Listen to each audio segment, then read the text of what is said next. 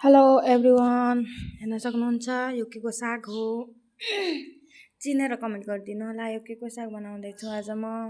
यो रेसिपी कहिले हेर्नु भएको छ कि नै भनेर पनि कमेन्ट गरिदिनु होला आज म न्यू रेसिपी देखाउन जाँदैछु धेरै मान्छे खान्छन् धेरै खाए छैनन् को खाएछन् र को खाएछन् भने पनि कमेन्ट गरिदिनु होला फर्स्टमा मैले यो साग उमालेर भात चढाइदिए चुल्हामा पाकेको धेरै राम्रो लाग्छ नि त अनि म जहिले पनि चुल्हामा पकाउँछु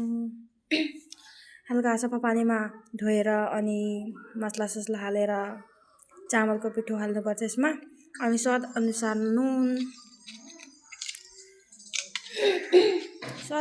नुन हालेर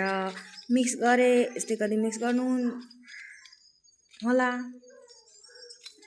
मिक्स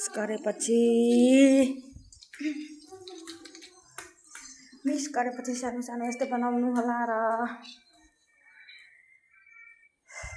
लामो लामो अनि कराहीमा तेल लगाएर यसलाई टाढा राख्नुपर्छ फेरि एकैमा चिप्किहाल्छन् के नचिप्कोस् भनेर यसलाई टाढा हाल्नुपर्छ यसमा उगरे अनुसार गर्नु होला हजुर पनि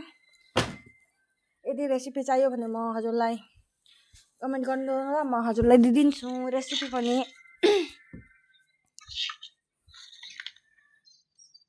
हेर्न सक्नुहुन्छ यसै गरी मैले सब बनाएँ लामो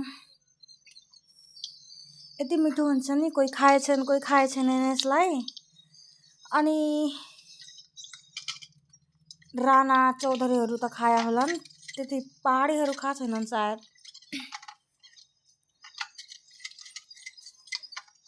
त्यसै गरी मैले सब बनाएँ र यो बनाइसकेर हल्का पानी हाल्नुपर्छ यता मेरो भात पनि पाक्यो हल्का पानी हालेर पानी सके अनुसार यसलाई पकाउनु पर्छ हेर्न सक्नुहुन्छ सब पानी भइहाल्यो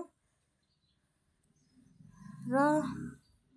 यो पनि बनाउन जाँदैछु हेर्न सक्नुहुन्छ किनकि त्योसँग हल्का झोल राम्रो लाग्छ नि त अनि मजाले नै यस्तै बनाउँछु या त दाल बनाउँछु या त यही बनाउँछु तर यसमा हजुर जे मिलाउन सक्नुहुन्छ त्यति मिठो लाग्छ के जस्तै मटर अनि भटमास चना तर मसँग त्यो थिएन त्यसैले मैले सुक्खा बनाइदिएँ सुक्खा बनाएर यो हेर्न सक्नुहुन्छ मैले निकालिसकेर यसलाई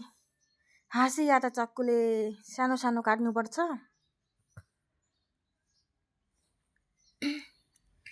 र यता मेरो धनिया सनिया हालेर यो पनि पाक्यो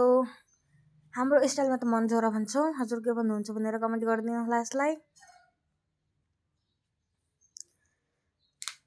र उसको लागि नि बनाएँ यदि यसको नाम जान्न चाहनुहुन्छ भने कमेन्ट गरिदिनु होला म यसको नाम भनिदिन्छु ल